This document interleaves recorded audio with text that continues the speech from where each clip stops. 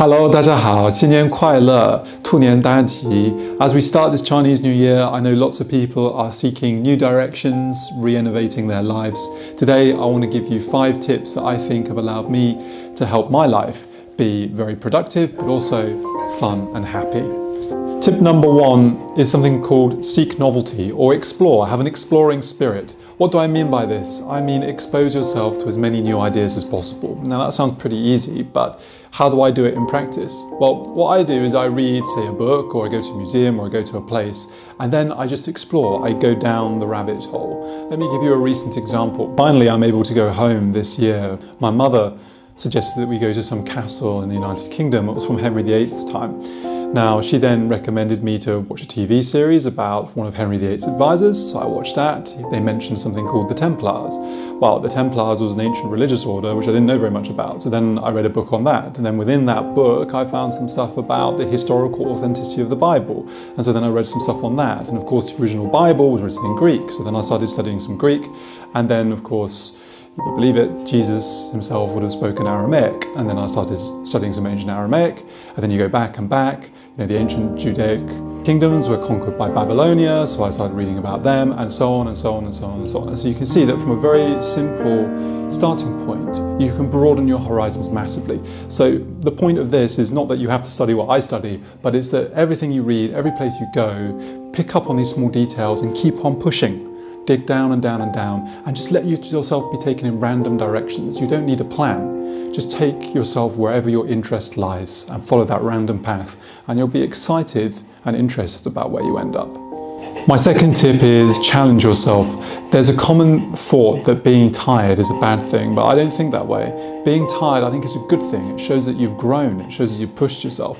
To be honest, the only way the human body and the human brain adapts is if you go beyond what it is that you can currently do today.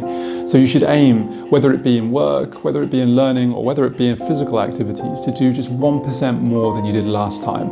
And when you feel tired, embrace that as a good feeling, because tiredness for me is the feeling of growth. My third tip is to join the dots. Lots of us like to pigeonhole ourselves. I am a scientist, I am into art, I am an accountant, or whatever, right? You just do that narrow specialism and you tend not to want to look outside of it because it is a comfort zone and you're good at it and people maybe told you that you couldn't do anything else.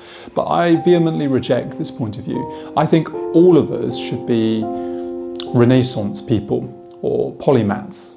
We should try and do as many different things as possible. It's related to point number 1. But how does this help you grow as a person? It's in connecting the dots between different fields that may, on the face of it, have very little to do with each other. And actually, in many of these videos, I've been trying to connect the dots, say, between philosophy and science, trying to find, say, an evolutionary background for why, for example, Buddhism might be true.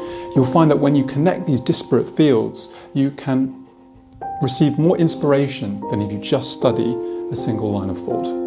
My fourth point, a little bit related to my second about being tired, but it's stop chasing efficiency at every turn. Now, I know I've talked a lot about time management and so on and so forth, but sometimes efficiency really isn't your friend. And what do I mean by that? Sometimes it's good to weather a little bit of hardship or to do things the inconvenient way because of the simple principle of use it or lose it. In other words, if you never use your memory, if you write everything down or use your phone to record everything that you need, then you'll lose your memory. So try and do things, even though they're less efficient, that push on skills that you know is helpful for your long-term health and happiness.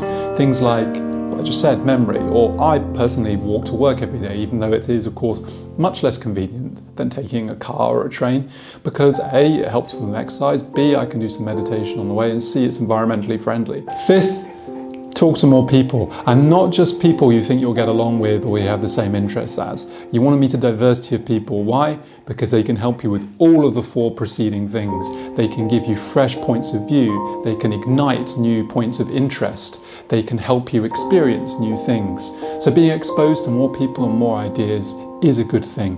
For me, it actually was transformative. When I came to China, hadn't rowed for several years, but I came here, I got to know some people in the rowing community, and I'm back rowing multiple times a week, and it's a huge part of my life.